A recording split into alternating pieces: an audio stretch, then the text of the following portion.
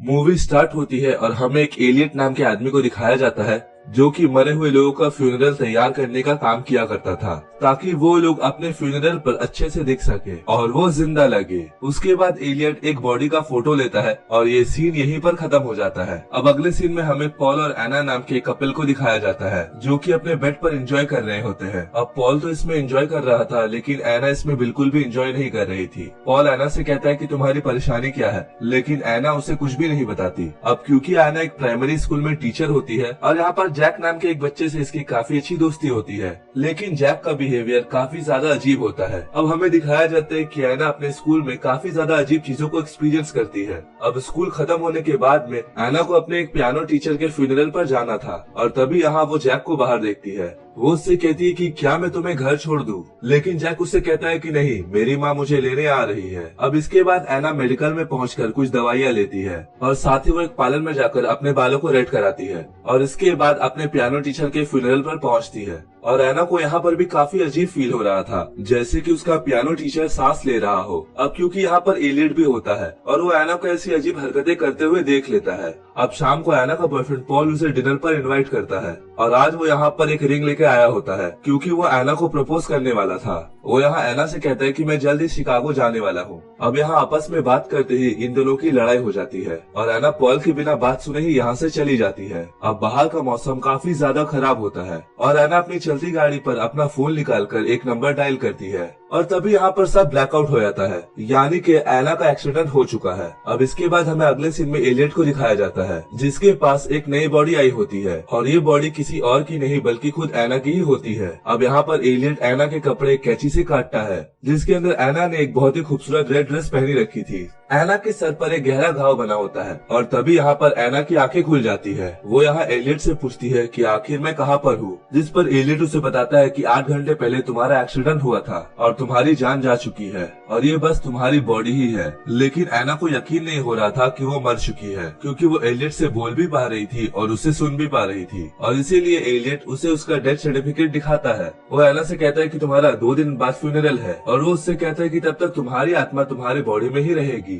और जब तुम्हें दफना दिया जाएगा तो वो चली जाएगी। अब एलियट इससे बात कर पा रहा था क्योंकि उसके पास शक्ति होती है कि वो जिंदगी और मौत के बीच फंसी हुई आत्माओं से बात कर सकता है और यहाँ पर सिर्फ एलियट ही ऐसा होता है जो एना को सुन सकता है। और अब एलियट एना से ये सब बातें कहकर यहाँ से चला जाता है, लेकिन यहाँ पर एना को अभी भी यकीन नहीं हो रहा था क्योंकि वो सोच रही थी कि ये बस एक डरावना सपना है। दूसरी तरफ हमें पॉल को दिखाया जाता है और इसे पता नहीं होता है कि एना मर चुकी है। वो एना के नंबर पर कॉल करता है लेकिन एना का फोन एलियट के पास होता है और वो पॉल के फोन को कट कर देता है। अब इसके बाद हम देखते हैं कि पॉल एना के घर में पहुंचता है जहां पर उसे उसकी माँ से पता चलता है कि एना की डेड हो गई है। अब यहाँ पर पॉल को भी इस बात पर यकीन नहीं हो रहा था और वो ये सुनकर काफी ज्यादा दुखी हो रहा था, लेकिन यहाँ पर एना की मॉम बिल्कुल नॉर्मल दिख रही थी, जैसे कि उसे इस बात का कोई फर्क ही न पड़ा हो। दूसरी तरफ हमें एलियट को दिखाया जाता है जो एना की बॉडी को फ्यूनरल के लिए तैयार कर रहा था और वो यहाँ एना के घाव को टाँके लगा रहा होता है, लेकिन यहाँ पर एना को इसका बिल्कुल भी दर्द महसूस नहीं हो रहा था। और इसके बाद एलियट एक इंजेक्शन एना के गले पर लगाता है ताकि उसके बॉडी के मसल्स एकदम रिलैक्स रहे। अब इसके बाद एना की मॉम आती है उसे देखने के लिए। वो यहाँ आकर कहती है कि जाने वाला तो चला जाता है, लेकिन उसके जाने से जो दुख उसकी फैमिली को होता है वो खुद भी नहीं समझ सकता। और साथ ही वो यहाँ से जाते हुए ये भी कहकर जाती है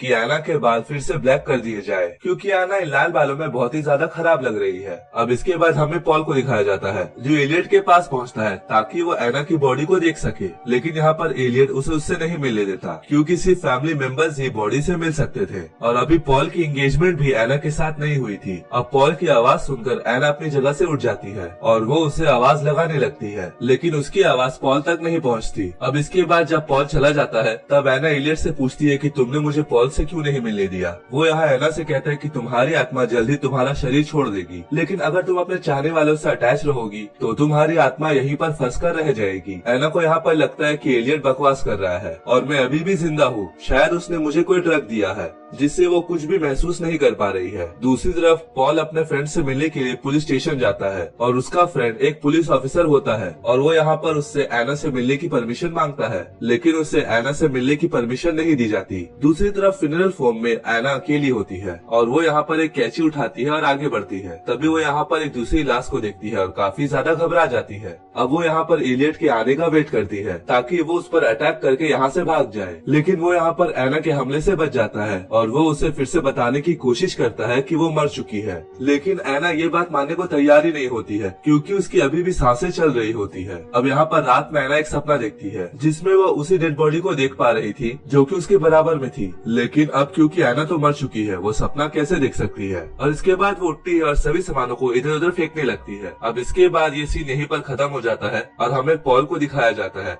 जिसे काफी अजीब सपना आता है जिसमें एना अपनी बॉडी से अपना दिल निकाले हुई थी और ये देखकर पॉल काफी ज्यादा डर जाता है। अब दूसरी तरफ हमें एलियट को दिखाया जाता है जो एना के पास होता है और वो अपने कार में फ्यूल डलवाने जाने वाला था, लेकिन एना चुपके से उसके जेब से फ्यूनरल होम की एक चाबी निकाल लेती है और इसके बाद वो सीधा एलियट के ऑफिस में पहुंचती है और वो यहाँ पर आकर पॉल को कॉल करती है और उसे बताती है कि मैं अभी तक जिंदा हूँ। लेकिन अब यहाँ पर पॉल को लग रहा था कि कोई एना बनकर उसके साथ मजाक कर रहा है और इसीलिए वो फोन को कट कर देता है। अब इस चीज से एना काफी ज्यादा नाराज होती है और तभी यहाँ पर एलियट भी पहुंच जाता है। एलियट एना को आईने में दिखाता है और कहता है कि देखो तुम मर चुकी हो और तुम्हारे लिए यही अच्छा होगा कि तुम सब कुछ भूल कर अपनी मौत को एक्सेप्ट करो। लेकिन यहाँ एना नोटिस करती है कि उसकी सांसों से आईने पर भाप जम चुकी है जिसे कि एलियट चुपके से साफ कर देता है। अब यहाँ पर नीचे एना का वही फेवरेट स्टूडेंट जैक खड़ा होता है और वो यहाँ से एना को देख लेता है। अब यहाँ पर एना ये बात मान लेती है कि वो मर चुकी है और अब वो एलियट का साथ दे रही थी। अब यहाँ पर एलियट एना के लाल बालों को ब्लैक डाई से डाई कर देता है।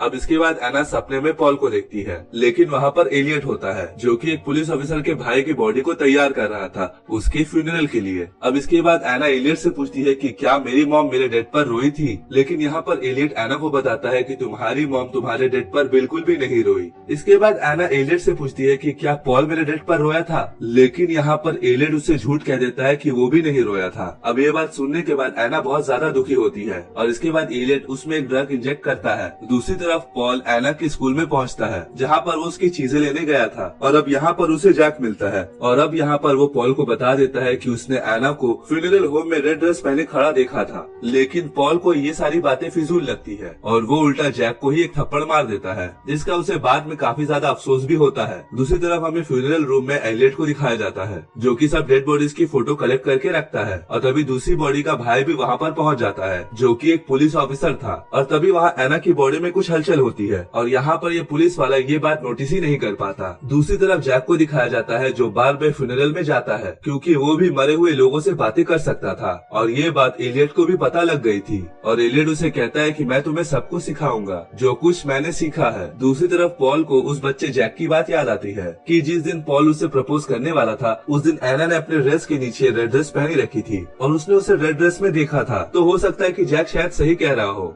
पॉल फिर से तुरंत फ्यूनरल होम जाता है क्योंकि अब उसे लग रहा था कि शायद एना जिंदा है, लेकिन यहाँ पर एलियट जैक की बातों को झुठलाता है। वो कहता है कि वो बस छोटा सा एक बच्चा है और वो कुछ भी कह सकता है, लेकिन पॉल यहाँ नहीं मान रहा था। इसके बाद एलियट उसे पुलिस की धमकी देता है और उसे यहाँ से भगा देता है और इसके बाद पॉल पुलिस स्टेशन पहुँचता है और वो यहाँ अपने दोस्त टॉम से मिलता है। वो उससे कहते हैं कि शायद एना अभी जिंदा है और उसे जरूर कोई न कोई ड्रग दिया गया होगा। अब एक दूसरा पुलिस ऑफिसर पॉल की बात पर सहमति जताता है। वो कहता है कि हाँ ऐसा हो सकता है क्योंकि हाइड्रोनियम ब्रोमाइड से किसी की भी बॉडी को पैरालाइज किया जा सकता है, लेकिन अब क्योंकि पॉल के पास कोई भी ऐसा सबूत नहीं होता इसीलिए यहाँ पुलिस उसकी कोई भी हेल्प नहीं कर पाती। दूसरी तरफ एना की फ्यूनरल की पूरी तैयारी हो रही थी और यहाँ पर एलियट उससे बातें कर रहा होता है। वो उससे पूछता है कि तुम्हें तुम्हारी जिंदगी से क्या चाहिए था और वो एलियट से कहती है कि वो बस खुश रहना चाहती थी, लेकिन वो प्यार नहीं करना चाहती थी क्योंकि प्यार इंसान को बस दुख देता है। अब क्योंकि एना पॉल से बहुत ज्यादा प्यार करती थी लेकिन वो कभी उसे कह ही नहीं पाई थी और अब एना की फ्यूनरल की पूरी तरह से तैयारी हो चुकी थी और अब हम यहाँ देखते हैं कि एलियट एना को फिर से वही ड्रग देता है जो उस पुलिस ऑफिसर ने पॉल को बताया होता है। अब यहाँ एना पॉल से कहती है कि मैं आखिरी वक्त अपने आप को आईने में देखना चाहती हूँ और आईने में फिर से एक बार उसके सांसों के भाप आईने में जम जाती है। अब इससे एना भी समझ जाती है कि वो मरी नहीं थी, वो अभी भी जिंदा है और एलियट उससे सिर्फ झूठ ही बोल रहा है। अब इतने में एना कुछ कर पाती बहुत देर हो चुकी थी क्योंकि एलियट उसे ड्रग का इंजेक्शन दे देता है। इसके बाद सभी लोग एना के फ्यूनरल में पहुंच जाते हैं और अब यहाँ पॉल उसे एंगेजमेंट रिंग पहनाता है, जिसके बाद पॉल एना की तस्वीर सभी के साथ लगा देता है और अब इसके बाद एना को दफनाया जाता है। लेकिन एना यहाँ पर जिंदा होती है और एना अपने कॉफिन के अंदर से ही चिल्लाने लगती है। अब यहाँ पर रात को पॉल बहुत ज्यादा शराब पी रहा होता है और वो एलियट से कहता है कि मुझे पता है कि एना जिंदा है। और अब एलियट यहाँ उससे कहता है कि हाँ, हो सकता है कि एना जिंदा हो और तुम अपना कीमती समय बर्बाद मत करो। जिसके बाद पॉल अपना बिना समय बर्बाद किए कब्रिस्तान की तरफ निकल जाता है, लेकिन उसने बहुत ही ज्यादा शराब पी रखी थी और एक फ्लैश के साथ ये सीन यहीं पर एंड हो जाता है। और दूसरी तरफ एना भी अपने कब्र को अंदर से खोद रही होती है, लेकिन इसका कोई भी फायदा नहीं हो रहा था।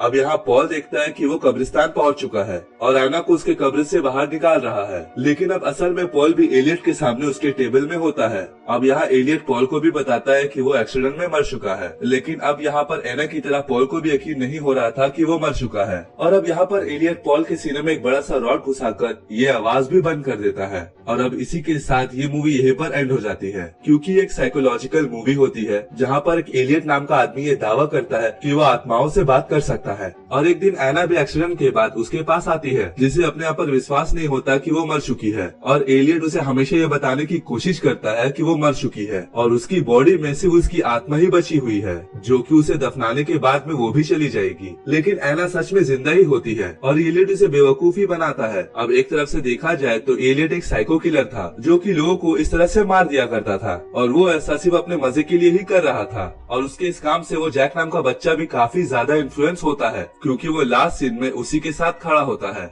दोस्तों, आज के लिए बस इतना ही, मिलते हैं नेक्स्ट वीडियो में।